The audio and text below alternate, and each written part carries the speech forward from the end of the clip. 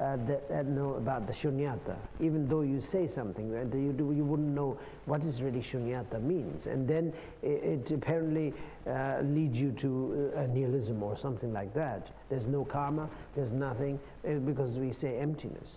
And Nagarjuna said emptiness, the Buddha said emptiness. So emptiness means emptiness, it's empty, nothing is there. So, you know, so what bother? I mean, why bother? Why bother? You don't have to, I mean, that means you don't have to practice or something like that.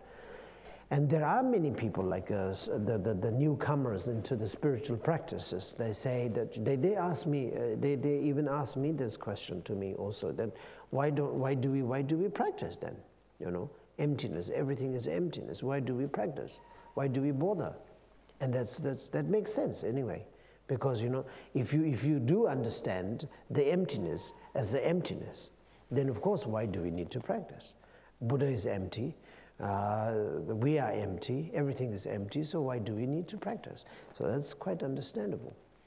But this is misunderstanding. Again, you know, if you have a ego influenced or ignorant influenced with the idea of emptiness, that's not right. That with the idea of emptiness is also not right, as long as the ignorant is influenced, as I mentioned earlier. So the influences of ignorance is never accepted, never respected in any cases. No matter it's the emptiness or the karma, or it's a religion, or it's a spiritual, or it's a mundane thing. It's with a mundane thing, in conjunction with the mundane thing. It doesn't matter. As long as ignorance is involved, it's not respected. Even though it's a very nice, it's very beautiful in appearance-wise. It's very beautiful, it's very looking divine. It's not at all a divine, because its ignorance is influenced. So therefore, what really have to be meditating on is the free of, something that is free of the ignorant. This is the thing. So what really, how do you say, important subject that we really have to think about and meditate on is the phenomena. The phenomena that we have around you. It doesn't need to be a Buddha. It doesn't need to be Bodhisattva. It doesn't need to be Arhati. Or it doesn't need to be any deities or dakinis or anything. No, you don't need to. You just, everything is dakini. Everything is daka. Everything is arhati. Everything is Buddha.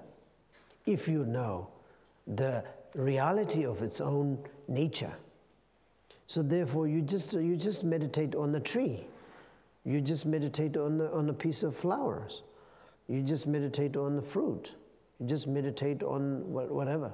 That's the reason why the Buddha Shakyamuni also given an instruction to some of his disciples, his own disciple, that you meditate on your what you call that, the visions that you have. For example, like when you were, I think he was a cattle sort of, let's say, cattle owner or whatever. Shepherd or something like that, nomadic kind of person. So he was saying, you know, if you have that vision of this cows and horns of cows in your eyes, in front of you, then okay, you just meditate on. It doesn't matter. You go ahead with it, and that's if that is easier for you. It doesn't matter, he said. It is true, because everything is how do you say? Everything has its own nature, and which is, if you like, you can say shunyata, which is impermanent, which is the bodhicitta or whatever. That's the reality of it.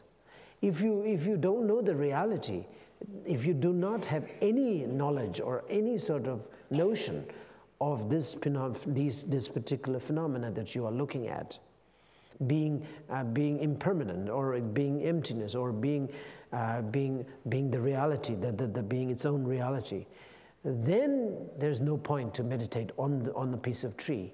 What do you meditate on actually? You're meditating a tree. You're meditating on solid things.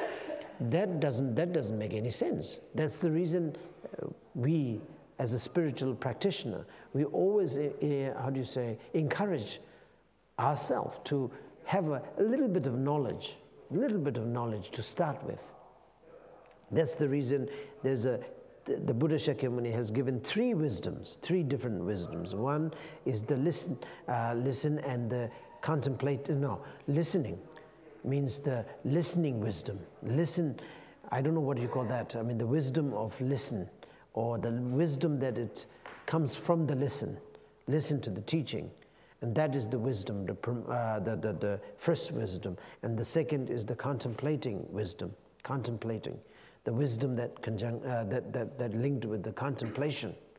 And then the third is the one that the meditative wisdom. So this is three wisdom is very, very badly needed, one after the other. So therefore we need a little bit of knowledge to start with, of knowledge of the karma, little knowledge of the impermanent, little knowledge of the emptiness. We should know these three at least. And that makes whole teaching alive, whole practice alive, if you have these three wisdom or these three knowledge. It's very important. You can't say that, the entire knowledge is entirely nonsense. No, you can't say that. You have to have a knowledge, a little bit to start with. And if you don't have that knowledge, then you just imagine that you are meditating on the flower. It's a beautiful flower, and you are meditating on it, and you may feel a little bit peaceful, but the peacefulness doesn't lead you to anywhere. It will not give you enlightenment. It's just a peace. And of course, it's much better than the anger, and much better than the burning sense of desire, and all these how do you say, all these disturbing emotions. Of course, much better to have this kind of peace, and it's okay. This is what we are looking for right now. Many of our meditators, we are not going to get enlightenment. We are not looking for. We are not targeting for the enlightenment. We are always targeting for the peace, which is understandable, of course. But that's not the Four Noble Truths. I mean, one of the noble truths that he's really referring to. He's referring to the peace, of course, but not only that.